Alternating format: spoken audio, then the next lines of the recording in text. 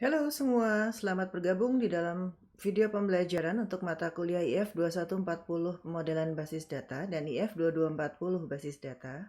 Pada video kali ini kita akan membahas mengenai Relational Database Design, yaitu proses perancangan skema basis data relasional, sehingga akhirnya dapat menghasilkan skema basis data yang baik. Buku acuan utama yang digunakan dalam penyusunan materi ini adalah buku Database System Concepts, karangan Abraham Silberscott, Henry F. Korth, dan Sudarshan. Buku ini adalah terbitan dari McGraw-Hill dan yang digunakan adalah buku edisi ke-7. Materi mengenai Relational Database Design bisa ditemukan pada bab 7. Di akhir penyampaian materi ini, mahasiswa diharapkan dapat menghasilkan atau membuat desain basis data relasional yang baik berdasarkan prinsip-prinsip yang akan diberikan pada materi kuliah ini.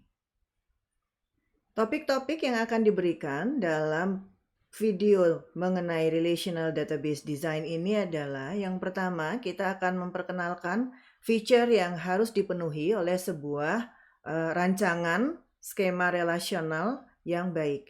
Apa saja yang harus dipenuhi dan apa yang harus dihindari. Kemudian setelah itu kita akan melihat functional dependencies sebagai dasar dalam melakukan proses perancangan basis data. Setelah itu kita akan melihat proses dekomposisi dengan memanfaatkan functional dependency, karena pada dasarnya proses perancangan skema relasional itu adalah melakukan dekomposisi terhadap skema, sehingga hasil dekomposisi itu adalah skema yang lebih baik dibandingkan skema yang sebelumnya. Setelah itu kita akan melihat jenis-jenis bentuk normal pada relasi. Ada bentuk normal target kita yaitu Boy-Scott normal form, sampai bentuk normal yang terendah yaitu bentuk normal pertama atau 1NF. Selanjutnya kita akan membahas teori mengenai functional dependencies untuk melihat lebih jauh mengenai functional dependency setelah sebelumnya kita manfaatkan dalam melakukan proses perancangan basis data relasional.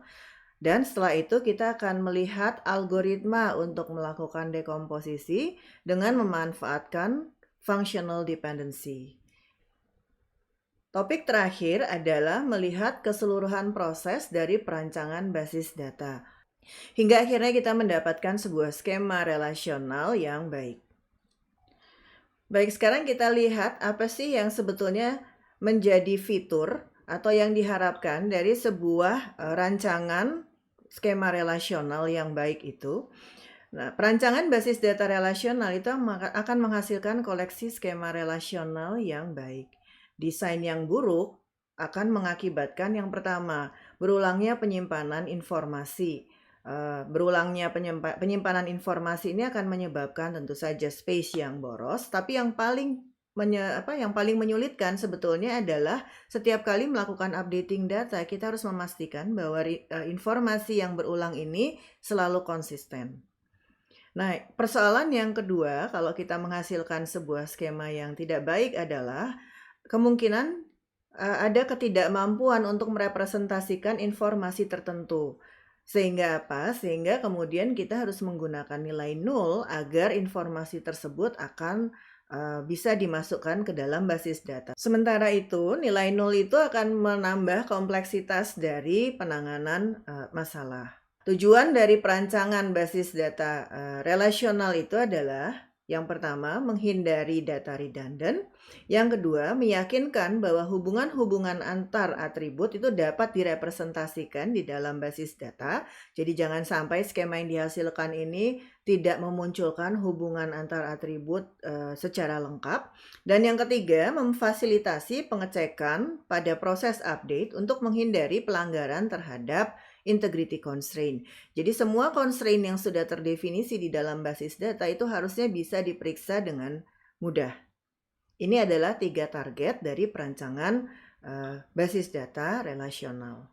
Sekarang kita coba lihat relasi berikut ini. Relasi ini adalah hasil join dari relasi departemen dan relasi instructor yang sebelumnya sudah kita gunakan di materi-materi yang lain.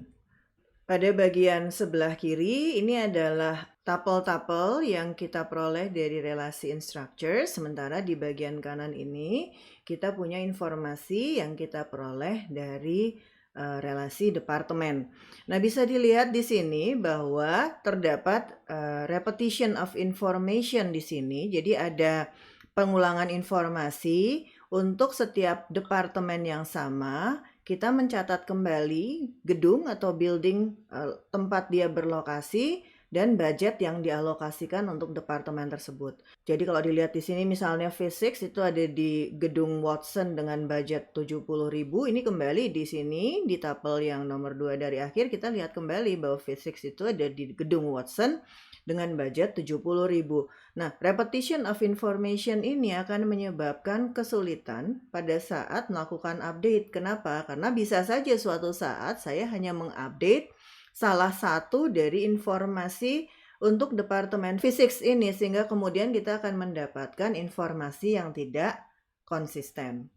Beberapa kemungkinan anomali yang terjadi, yang pertama adalah insert. Saya tidak bisa memasukkan atau menambahkan informasi sebuah departemen baru tanpa menambahkan informasi instructure-nya. Misalnya ada sebuah departemen baru, departemen teknik telekomunikasi, dan saya mau masukkan ke dalam relasi ini. Ini tidak bisa dilakukan unless ada satu orang instructor dari departemen tersebut yang sudah diketahui informasinya. Yang kedua, seandainya saya ingin melakukan penghapusan untuk tapel 98345 Kim ini, maka otomatis informasi mengenai Departemen Electrical Engineering itu akan hilang, akan ikut terhapus. Kenapa? Karena kebetulan di data ini hanya ada satu instructor dari Departemen Electrical Engineering. Jadi keinginan menghapus sebuah informasi menyebabkan informasi yang lain terhapus juga. Sedangkan anomali pada saat update adalah seperti tadi sudah saya jelaskan, kalau saya ingin mengupdate misalnya nilai budget yang dialokasi untuk Departemen Physics menjadi 80.000, maka ada banyak tapel yang harus saya update. Jadi ada tapel pertama ini dan kemudian tapel yang nomor 2 dari akhir juga harus diupdate. Apabila updating hanya dilakukan di salah satu tapel saja, maka saya akan mendapatkan sebuah relasi yang menyimpan data yang tidak konsisten. Nah, kenapa anomali ini bisa terjadi? Karena pada relasi ini kita menyimpan informasi mengenai lebih dari satu objek yang terdapat di basis data. Jadi general rule of thumb dari perancangan basis data itu adalah di dalam satu relasi kita hanya menyimpan informasi mengenai sebuah kelompok objek. Nah, satu-satunya cara untuk menghindari terjadinya repetition of information ini adalah dengan melakukan dekomposisi. Jadi, informasi yang terdapat di skema ini kita dekomposisi menjadi dua buah relasi. Yang pertama adalah relasi seperti ini yang merupakan atau mewakili relasi instructor, itu mengambil atribut ID, name, salary, dan department name.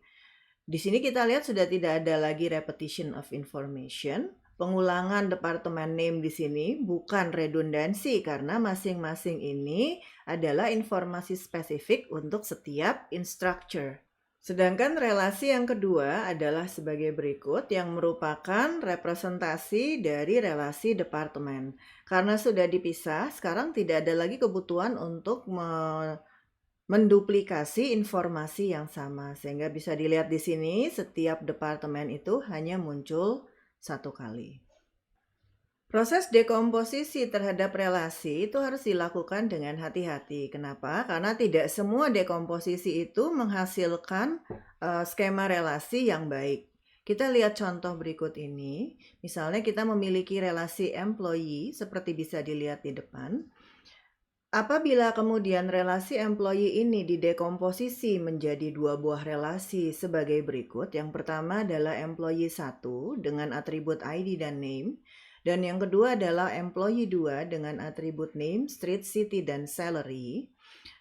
maka kita akan mendapatkan dua relasi sebagai berikut. Bisa diperhatikan di sini karena pada relasi awal itu ada dua orang employee dengan nama yang sama persis, maka pada saat kita melakukan dekomposisi dengan atribut join-nya adalah atribut name, maka kita akan mendapatkan data seperti ini. Dan pada saat ini kita join atau kita kembalikan ke relasi awal, maka hasilnya tidak sama dengan relasi semula.